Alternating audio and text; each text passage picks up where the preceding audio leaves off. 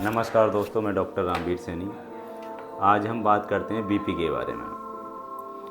तो बीपी होने के कारण बता दूं पहले तो मैं। बीपी होने के कारण होते हैं मोटापा और ऑयली पदार्थ का अधिक सेवन करना, फास्ट फूड का अधिक सेवन करना और लगातार लॉन्ग टाइम टेंशन रहना। दूसरी बात ये, बीपी के हमने कुछ केसेस देखे हैं, जेनेटिक भी होते हैं। जैसे कि परिवार में किसी को बीपी की बीमारी हो या अपने किसी लेडीज़ को ससुराल पक्ष में या मैके पक्ष में अगर किसी को बीपी की दिक्कत है तो भी बीपी की समस्या देखी गई है।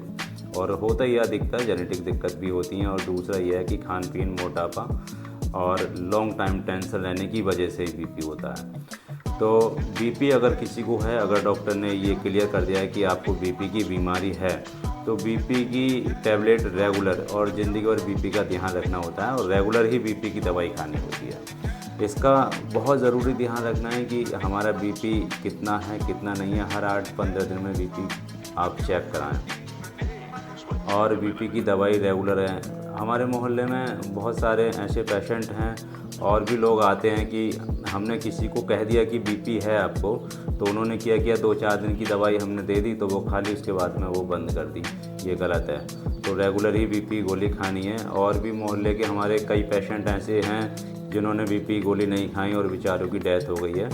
अभी भी कुछ टाइम पहले अभी एक पेशेंट हमारे यहाँ आई थी जिनकी की नाक से खून आ रहा था और हमने देखा तो उनका 230 बीपी उस समय बता। सडनली हमने तुरंत मना किया उनसे, जल्दी से हायर सेंटर लेके जाओ। तो पता लगा हमें बाद में कि उनकी डेथ हो चुकी थी और डेथ हो गई रास्ते में ले जाते हुए उनकी।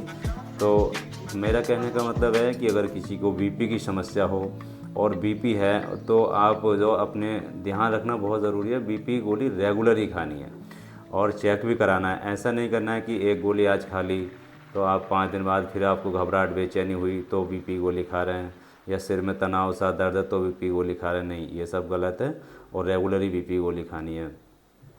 दूसरा ये है कि अगर बीपी किसी को है तो बीपी के लक्षण जो होते हैं जैसे कि घबराहट, पसीना आना, बेचैनी, उल्टी सा मन होना, सिर में तनाव होना, सिर में दर्द होना, ये और बीपी की वजह से जो दिक्कतें आती हैं अचानक से, मैं बता दूं, जो लोग इग्नोर करते हैं बीपी को और बीपी हाई हो जाता है तो उससे दिक्कतें क्या आती हैं। दिक्कतें मैं बता दूं, सबसे पहली दिक्कत तो ये रहती है कि दिल का दौड़ा ही पड़ सकता है, हार्ट फेल भी हो सकता है और दिमाग की नस भी फट सकती है, पैरालिसिस भी हो सकता है। तो ये यहाँ तक की समस्या किसी को बीपी की ना आए तो इससे बेहतर यह है कि अपना ध्यान रखें और स्वस्थ रहें और रेगुलर टैबलेट खाएं और अपने डॉक्टर को दिखाएं। नज़दीकी डॉक्टर से आप बीपी चेक कराएं और डॉक्टर के कंसल्ट में रहें, डॉक्टर से कंसल्ट करते रहें, मेडिसिन लेते रहें। धन्यवाद।